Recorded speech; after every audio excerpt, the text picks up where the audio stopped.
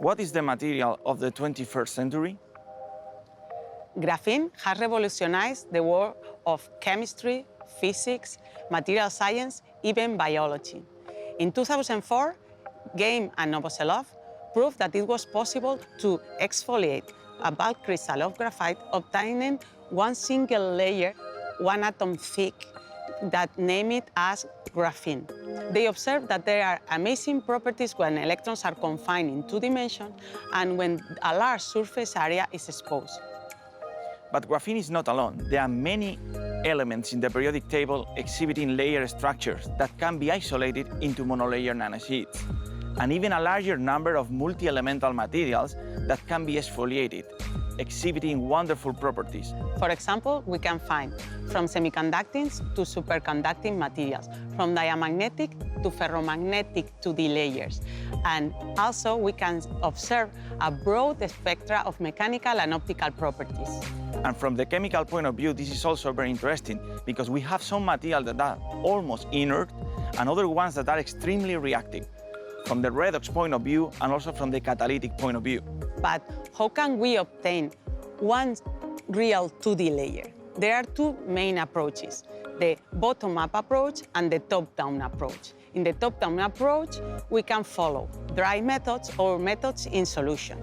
From the bottom-up perspective, we have also dry approaches and chemical approaches. From the dry point of view, we can use chemical vapor deposition or molecular beam epitaxy, for example. And from the wet chemical approach, we can use synthetic protocols.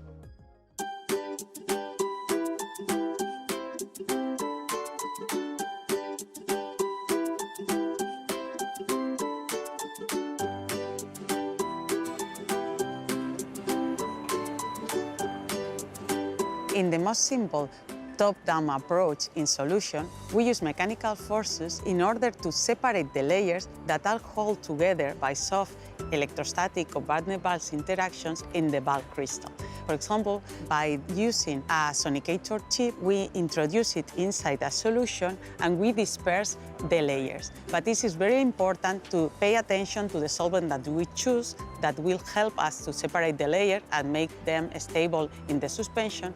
And also, sometimes it will be necessary to add other molecules, for example, as surfactants. When we obtain the dispersions, we have different sizes, and we use centrifugation to separate them and choose the thinnest ones.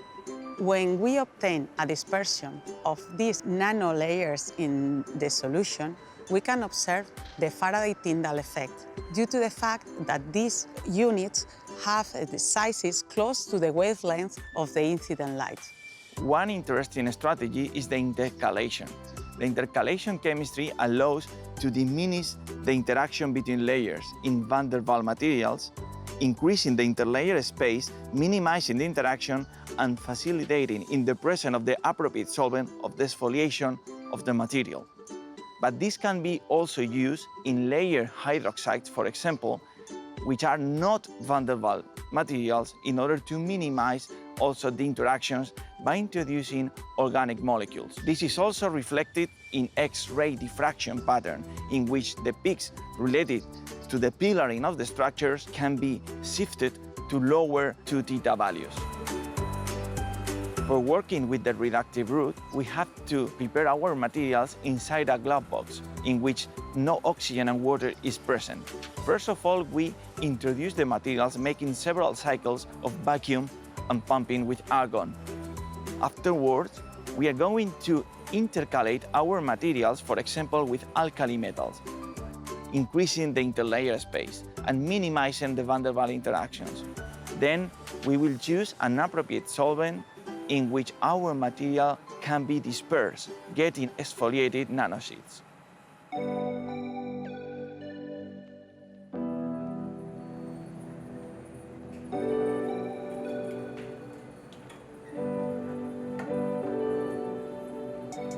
In contrast to the top-down approaches, in which we don't have a precise control of the dimensions and the thickness of the materials, we have bottom-up synthetic protocols, in which by starting with molecular precursors and playing with the temperature, with the solvents, and with the atmosphere during their reaction, we can precisely control the dimensions of the particles, the thickness, obtaining a large number of identical nanoseeds.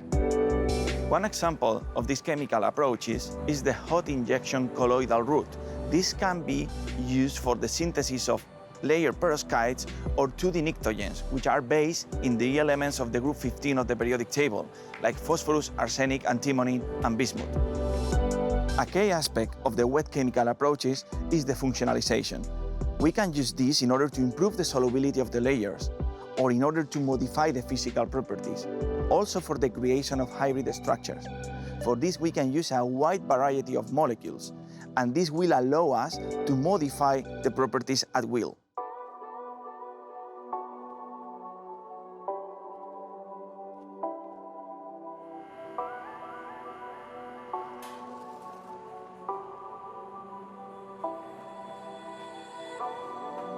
In 2D materials, a very useful characterization technique is the transmission electron microscopy.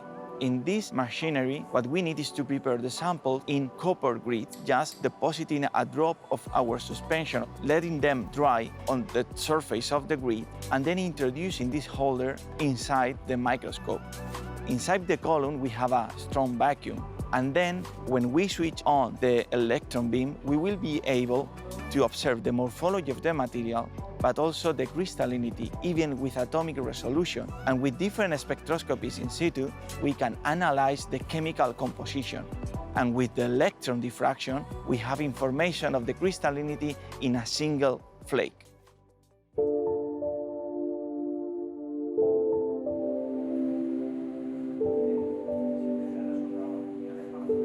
Sometimes we need to go deeper in the inspection of our 2D layers, and then we need to take our colloidal suspension and put the layers on a surface. For this, it's really useful to use a spin coating.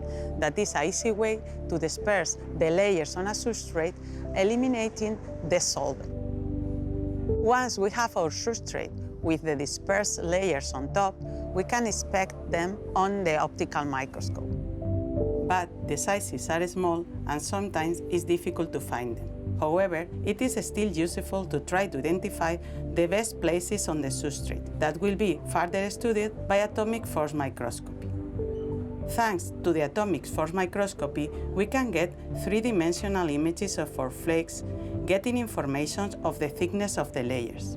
In the atomic force microscope, a tip scans the surface in order to obtain a topographic image and other interesting properties. In this way, we can get a three-dimensional profile of our 2D layers, being able to measure their height and morphology.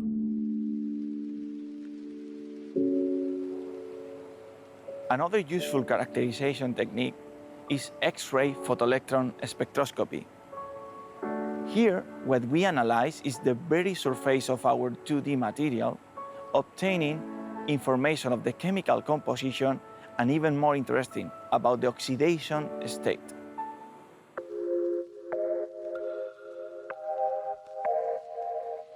Raman spectroscopy is a very useful technique in order to get information about the chemical structure of our layers. In the spectra, we identify different peaks, and these peaks give us information about the nature of our material, the phase that it presents, and even about the thickness that these layers have.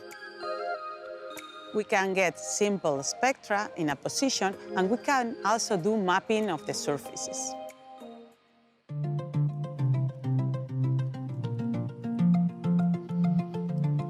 One of the main problems in 2D materials is scaling up the production of the layers. For this, the wet chemical approach is one of the best options. Indeed, using synthetic protocols, we can scale up to the limit of kilograms the synthesis of two-dimensional layers. In order to illustrate the possible application of these materials, we are going to focus in one of the hottest topics in research: energy storage and conversion. For example, there are two-dimensional materials that are excellent electrocatalysts, and they can be used to split water in oxygen and hydrogen. First of all, we need to analyze what is the kinetics of these materials. For this, we can use rotatory electrodes. Afterwards, we have to prepare chemical cells in order to analyze what is the overpotential that we need to apply for splitting water into oxygen and hydrogen. Other application that is gaining a lot of attention during the last years is energy storage.